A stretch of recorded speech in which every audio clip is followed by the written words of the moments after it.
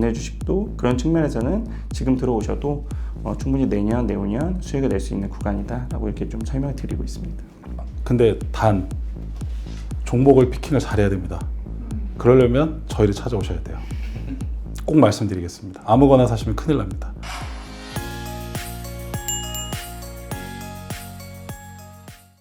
오늘은 하나증권 역삼지점에 찾아왔습니다. 2022년 비교적 새롭게 문을 연 지점이기도 한데요. 짧은 시간 안에 자산가들의 신뢰를 받으며 존재감을 키운 곳이기도 합니다. 고액 자산가들은 왜 이 지점을 찾을까요? 시장을 보는 눈과 성과를 모두 갖춘 하나증권 역삼지점 PB 3인을 만나보겠습니다. 안녕하세요. 세 분 자기소개 한번 부탁드립니다.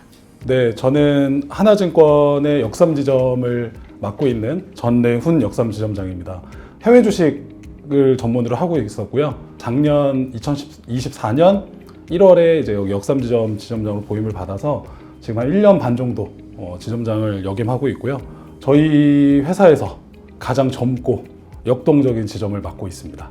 안녕하십니까. 저는 하나증권 역삼지점의 김세한 차장이라고 하고요. 저도 이제 주로 해외 쪽 관련된 종목이나 뭐 ETF, 뭐 채권 이런 쪽을 많이 하고 있는데 오늘 뭐 즐겁게 또 인터뷰 자리 마련해 주셔서 잘 마무리했으면 좋겠습니다.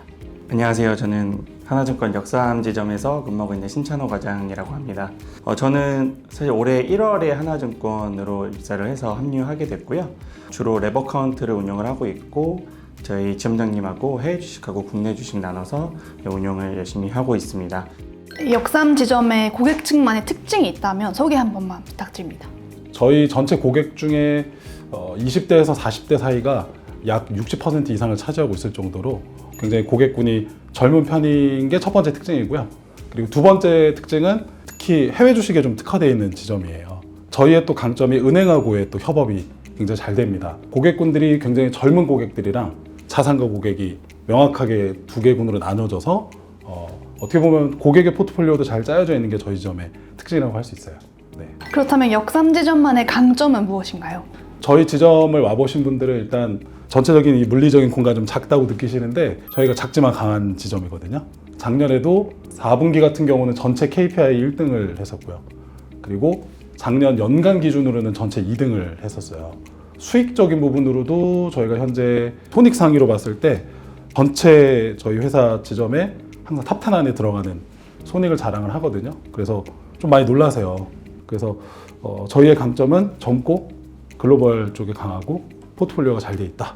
네, 작지만 강한 지점이다. 그간 진행했던 상품 중에서 소개해 주실 수 있는 사례가 있으면 부탁드립니다. 일단 저희 역삼지점 같은 경우는 크게 저랑 신찬호 과장이랑 같이 이제 전에 해외 주식, 국내 주식을 같이 묶어서 하나의 계좌에서 레버 카운트 형태로 지점형 랩, 소위 말해서 이제 PB가 직접 운용하는 랩을 뜻하거든요.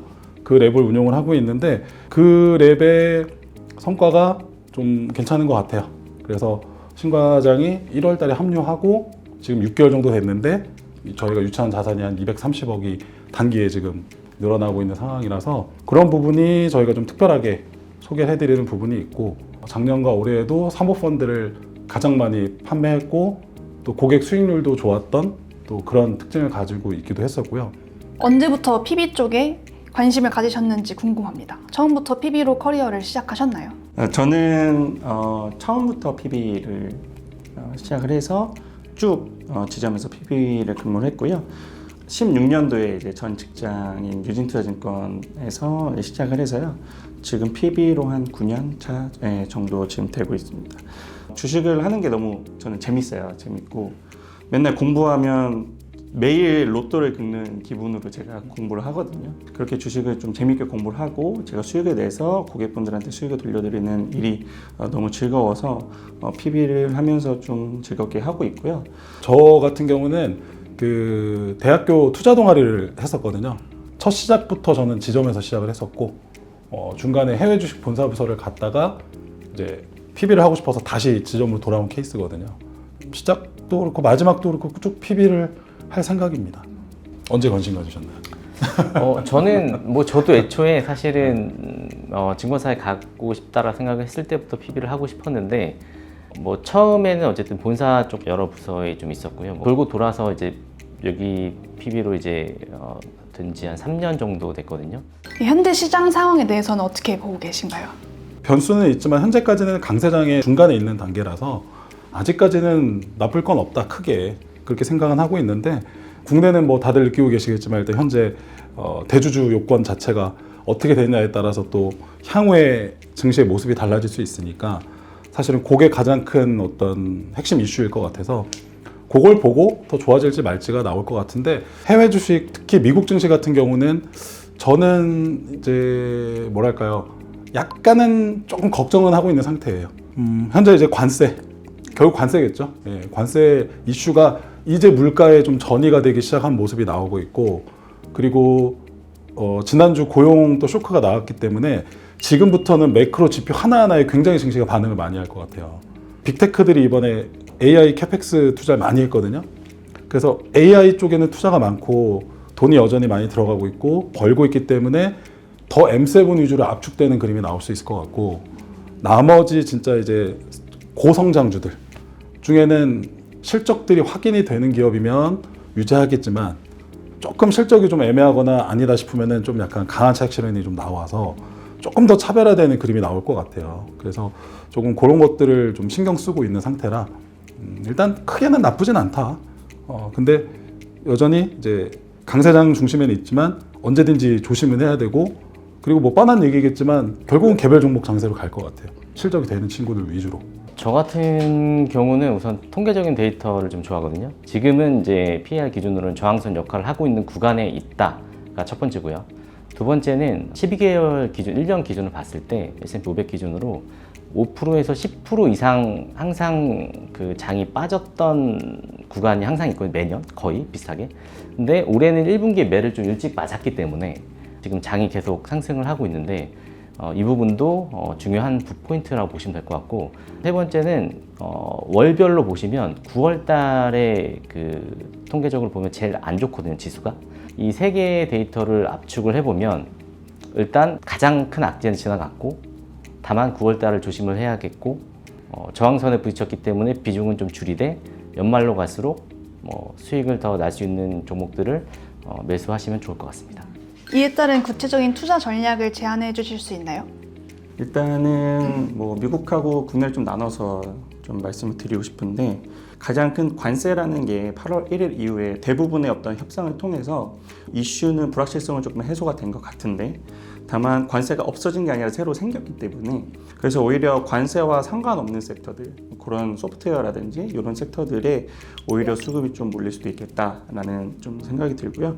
다만 AI에 대한 투자라든지 어떤 전력에 대한 수요라든지 이런 거는 큰 흐름에서는 크게 변하지는 않을 것 같아요. 그리고 전력에서도 특히나 인프라나 이제 원자력 같은 섹터 같은 경우에는 지금 굉장히 전력 수요가 높은 반면 공급이 굉장히 낮기 때문에 이러한 섹터에 대한 랠리는 계속해서 저는 나올 수 있다라고 보고 있습니다. 그래서 만약에 말씀 주신 대로 하반기에 조금 조정이 나오거나 한다면 그런 섹터들 위주로 좀 저가 매수를 하는 전략으로 대응을 하면 좋겠다라고 생각이 들고요.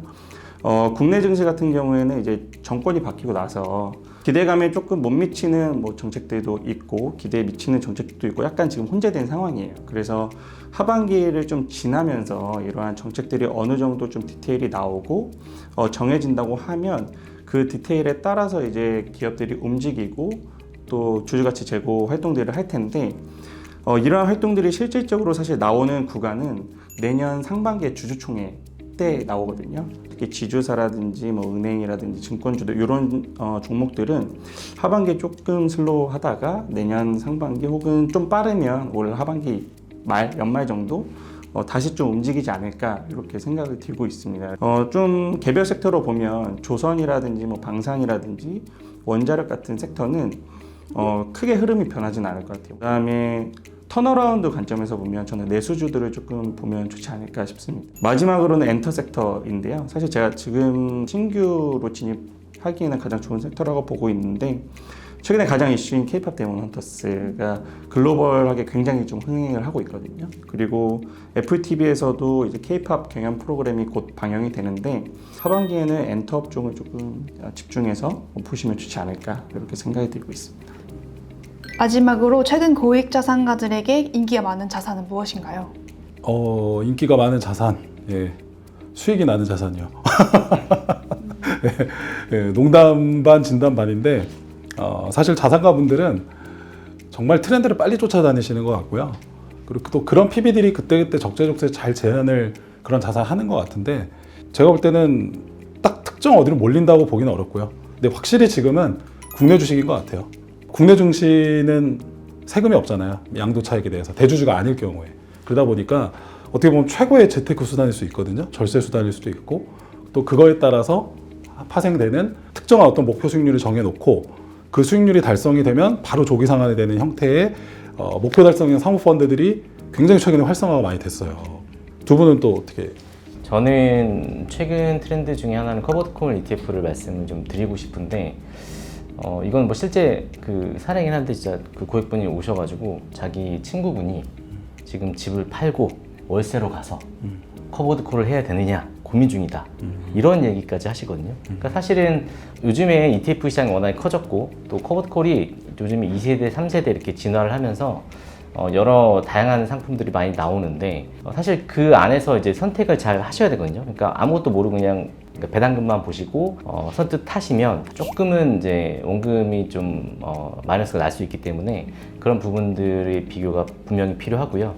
다만 요즘에는 뭐 옵션을 100% 쓰지 않고 30%, 50% 이렇게 쓰면서 기초자산의 수익성을 따라갈 수 있는 그런 ETF들이 좀 많이 나오다 보니까 그런 ETF들을 많이 하고 계시고 추가적으로 그 안에 쓰이는 옵션 같은 경우는 비과세 혜택도 포함이 되거든요. 세금을 매길 때 그러니까 단순히 매매 차익에 대한 부분이 아니라 그 과세 표준을 기준으로 세금을 매기는데 그러니까 뭐 예를 들면 요즘에 많이 거래하시는 뭐 타미당, 뭐 일명 뭐 금고탁이라고 많이 줄여서 많이 하시거든요.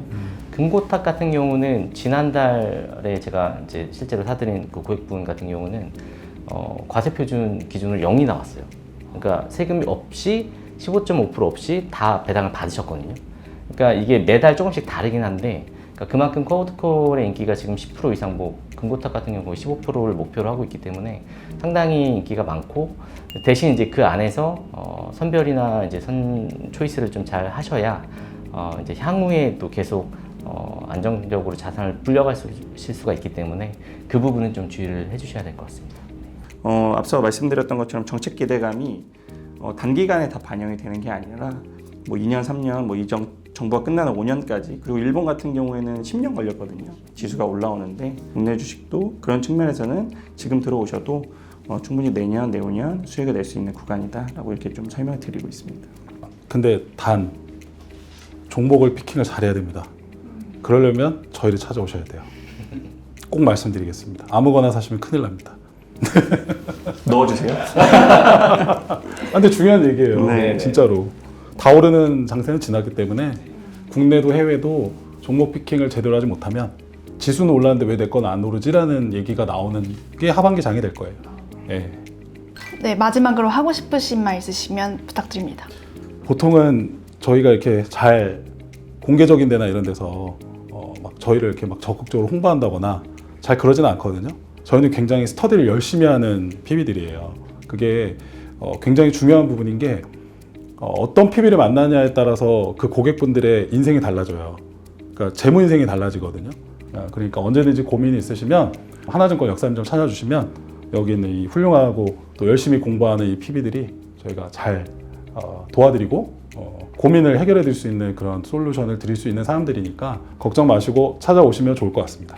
사실 이제 역삼지점이 생긴 지 이제 3년 조금 넘었거든요. 근데 지금 있는 저희 직원들이 가장 베스트라고 생각을 하고 있고 뭐 그건 이제 제가 계속 처음부터 있었기 때문에 쭉 보증을 충분히 할 수 있고요.